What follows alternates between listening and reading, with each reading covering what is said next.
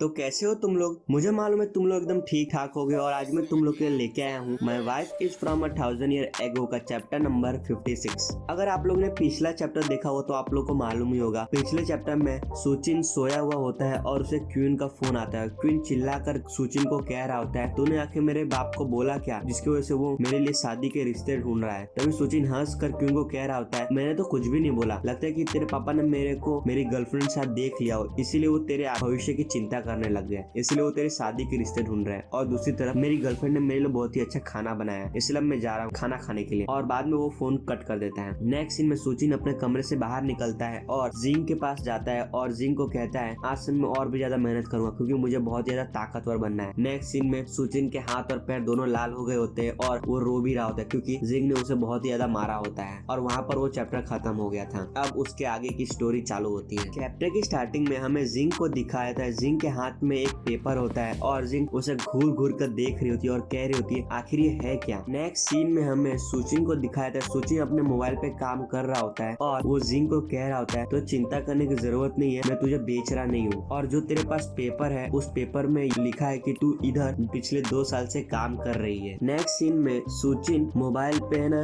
जिंग का नाम लिख रहा होता है और अपने मन में कह रहा होता है, शायद इसकी जरूरत भी पड़ सकती है क्योंकि इस लड़की को अपना खुद का नाम लिखने भी नहीं आता है। नेक्स्ट सीन में हमें सुचिन और जिंग को दिखाया था। सुचिन जिंग को कह रहा होता है, देख इस तरीके से तू अपना नाम लिखेगी और इसमें जो भी चीज लिखा हुआ है बिल्कुल वैसा का वैसा ही तुझे इस पेपर पे लिखना है, तेरा नाम, तेरा सिग्नेचर, सब कुछ। और ये सब वैंगजी देख रहा होता है और वो थोड़ा चिंता भी कर रहा होता है। नेक्स्ट सीन में हमें वैंगजी को दिखाया था। वैंगजी चिल्ला कर कह रहा होता है, एक मिनट, क्या इस लड़की को अपना खुद का नाम लिखने तक नहीं आता है। और वो बहुत ही ज्यादा परेशान लग रहा होता है और जिंग अपनी मुंडी को हिलाकर कह रही होती है, बिल्कुल नहीं आता मुझे। नेक्स्ट सीन में हमें सुचिन को दिखाया था। सुचिन एकदम स्टाइल से अपने सर पे हाथ रख लेता है और मुस्कुरा रहा होता है और कह रहा होता है, ये बहुत ही ज्यादा लंबी कहानी है, मैं तुझे कभी किसी और दिन बताऊंगा। नेक्स्ट सीन में सुचिन वैंगजी को बता रहा होता है, ये लड़की पिछले 10 साल से सड़क पे रह रही है, ये तो बस इसकी किस्मत है जो मैं इसे मिला और मैंने उसे अपने घर पे लाया और उसे एक घर दिया। और पीछे जिंग पेपर पे अपना नाम लिख रही होती है और सुचिन कह रहा होता है, तू शायद ये भी नहीं जानता होगा लेकिन जब ये मुझे मिली थी इसे कुछ नहीं आता था सिवाय मुस्कुराना और हमेशा इसका नाक बहता रहता था। और मुझे सारी बात बताने पे मजबूर मत कर, मैं तुझे ये नहीं बता सकता कि ये कितनी बेचारी थी, इस पे मुझे इतनी दया आ गई कि पूछ मत। नेक्स्ट सीन में हमें जिंग को दिखाया था। ये सब सुनकर जिंग को बहुत ही ज्यादा गुस्सा आ रहा होता है, फिर भी वो अपने गुस्से को काबू में रखती है और वो सारा का सारा गुस्सा एक बेचारे पेन पे निकाल रही होती है क्योंकि वो आधा मुड़ चुका होता है, वो टूटने ही वाला होता है। नेक्स्ट सीन में हमें वैंगजी को दिखाया था। वैंगजी हंस रहा होता है और कह रहा होता है, इसी तरीके से बकवास करते रहे और कोई पागल ही होगा जो तेरी बात पे विश्वास करेगा। ये सब बात सुनकर जिंग को और भी ज्यादा गुस्सा आ रहा होता है। वो अपना मुंह फुलाकर बैठ जाती है और वो अपने मन में कह रही होती है, मुझे इतना गुस्सा आ रहा है लेकिन मैं किसी और को मार नहीं सकती। और यहाँ पर जिंग एक छोटे बच्चे की तरह मुंह फुलाकर बैठी हुई होती है। नेक्स्ट सीन में हमें सुचिन को दिखाया है। सुचिन वैंगजी को कह रहा होता है, क्यों ना तू यहाँ से खाना खा के ही जाना, क्योंकि वैसे भी तेरे लिए बहुत ज्यादा मुश्किल हो जाएगा क्योंकि तू इतनी ठंडी में अपने घर से यहाँ तक आया है। तभी वैंगजी जिंग का लिखा हुआ पेपर अपने पास रख रहा होता है और कह रहा होता है, तू कह रहा है तो ठीक है और मुझे ऐसा लगता है कि तू बहुत ही अच्छा खाना खिलाने वाला है मुझे। नेक्स्ट सीन में सुचिन जिंग को कह रहा होता है, आज हम लोग के लिए कुछ अच्छा सा खाना बनाना, ठीक है। और वहाँ पर जिंग कहती है, हाँ ठीक है, और वो अपने बाल को बांध भी रही होती है। नेक्स्ट सीन में जिंग एप्रोन पहन लेती है खाना बनाने के लिए। और नेक्स्ट सीन में हमें वैंगजी को दिखाया है। वैंगजी जिंग को देख रहा होता है और कह रहा होता है, क्या ये खाना भी बना सकती है। और मुझे ऐसा लगा जब तूने खाना खाने के लिए मुझे बोला तो मुझे लगा तू किसी दुकान से हमारे लिए खाना ऑर्डर करेगा। नेक्स्ट सीन में हमें वैंगजी और सुचिन को दिखाया था। वैंगजी बहुत ज्यादा खुश लग रहा होता है और शर्मा भी रहा होता है, उसके गाल लाल हो गए होते हैं और वो अपने हाथ को जोड़ के कह रहा होता है, मुझे अब ऐसा लग रहा है कि मैं अपनी गर्लफ्रेंड तेरे साथ बदल लूं क्योंकि तेरी गर्लफ्रेंड खाना भी बना सकती है। तभी सुचिन कहता है, ठीक है, जब तक कि तू अपना देखभाल कर सकेगा तब तक मुझे कोई प्रॉब्लम नहीं है। नेक्स्ट सीन में वैंगजी कह रहा होता है, इससे मुझे याद आया, मैंने अभी भी सोचा कि एक मैं नया कंप्यूटर ले लूं और तू कब फ्री हो रहा है, मेरी मदद कर देना एक नया कंप्यूटर लेने में। हमें सुचिन को दिखाया था। सुचिन सोफा पे बैठा होता है, अपनी बिल्ली के पास जा रहा होता है खेलने के लिए। नेक्स्ट सीन में सुचिन टेबल पे से संतरे ले रहा होता है और वैंगजी को कह रहा होता है, क्या तुझे कंप्यूटर भी बनाने आता है? अगर तुझे नहीं आता तो मैं अपने एक दोस्त को बोल दूंगा जो तेरे लिए एक अच्छा सा कंप्यूटर बना देगा और तेरे घर पर भी भेज देगा और तुझे बस पैसे देने की जरूरत पड़ेगी और कुछ भी नहीं। तभी वैंगजी टेबल पे बैठ के कंप्यूटर चला रहा होता है और कह रहा होता है, हाँ ये भी चलेगा। नेक्स्ट सीन में वैंगजी एक ऐप पे क्लिक कर रहा होता है जिसका नाम माची होता है। और वेंजी कह रहा होता है बहुत ही अजीब बात है, तेरे कंप्यूटर में जो भाषा है वो पुराने समय की चाइनीज जैसी क्यों लग रही है। नेक्स्ट सीन में सुचिन वेंजी को एक संतरा फेंक कर देता है और कह रहा होता है मुझे ये पसंद है इसीलिए मैंने इसे चाइनीज भाषा में रखा है। तभी वेंजी सुचिन को कहता है तो बहुत ही ज्यादा अजीब हो गया है। नेक्स्ट सीन में हमें वेंजी को दिखाता है, वेंजी संतरे छील रहा होता है और कह रहा होता है तो भी सुचिन तू बहुत ही ज्यादा अमेजिंग है, कुछ भी कह ले, और तू उन लोगों में से जो तुझे सब कुछ पता होता है। नेक्स्ट सीन में हमें सुचिन को दिखाता है, सुचिन संतरे खा रहा होता है और कह रहा होता है हाँ मुझे मालूम है, और वैसे भी हम जैसे गरीब लोग सिर्फ अपना टाइम कुछ नई चीजें सीखने में बिताते हैं और तू जैसे अमीर लोग अपना टाइम पैसा खर्च करने में बिताते हैं। नेक्स्ट में सुचिन को झटका लगता है और वो अपने मन में कह रहा होता है अबे मैंने गलती कर दिया, मुझे ये नहीं कहना चाहिए था। नेक्स्ट सीन में हमें वेंजी को दिखाया था, वेंजी भी चौंक जाता है और उसके हाथ से संतरे गिर जाते हैं। फिर हमें वेंजी को दिखाया था, वेंजी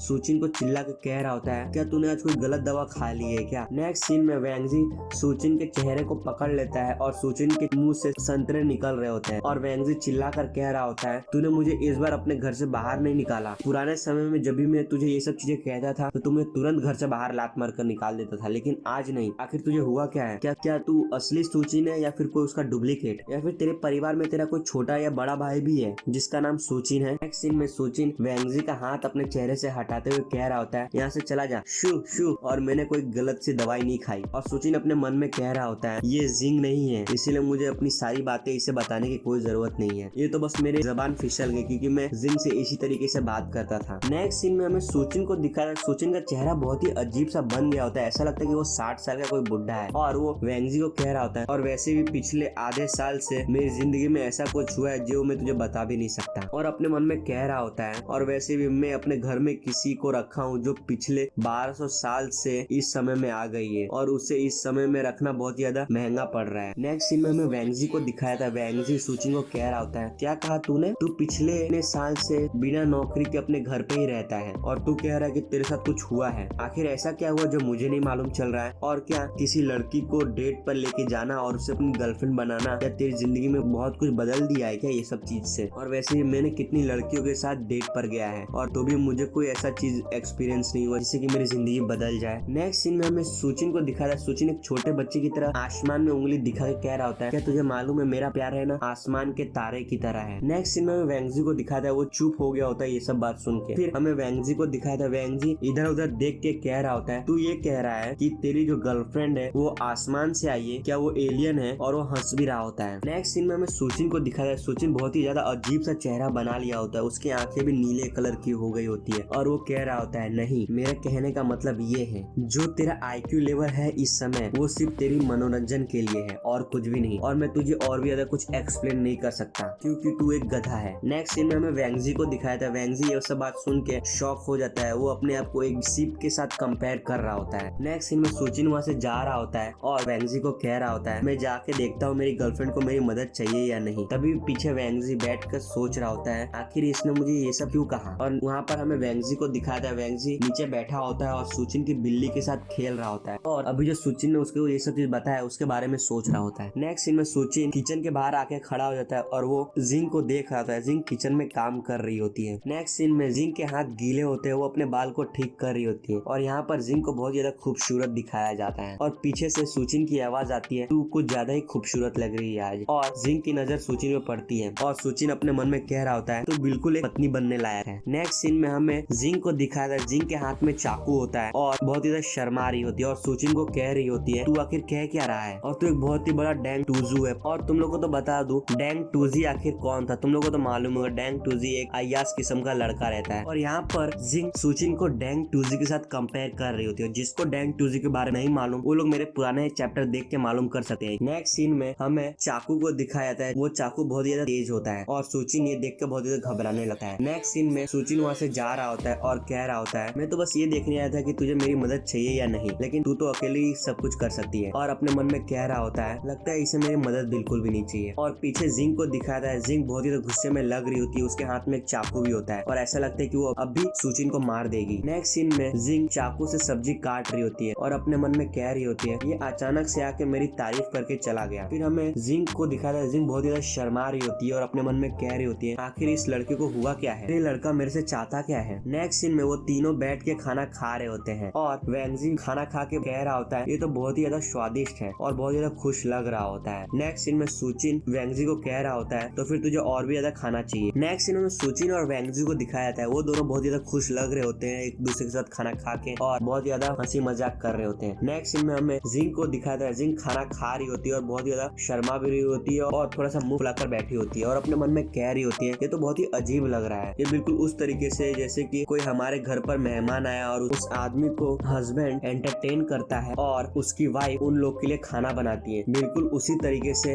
इधर भी हो रहा है। वेंगजी एक गेस्ट है और सुचिन उसका मनोरंजन कर रहा है और मैं सबके लिए खाना बना रही हूँ और यहाँ पर ये चैप्टर खत्म हो जाता है। अगर आप लोग इस चैनल पे नए हैं तो चैनल को सब्सक्राइब करना बिल्कुल मत भूलना और साथ ही बेल आइकन दबा देना। जब भी मैं अगला एपिसोड अपलोड करूंगा तो आप लोग को सीधा नोटिफिकेशन मिल जाएगा। अब हम लोग अगली बार मिलेंगे my wife is from 1000 year ago का चैप्टर नंबर 57 में। तब तक के लिए टाटा और बाय बाय।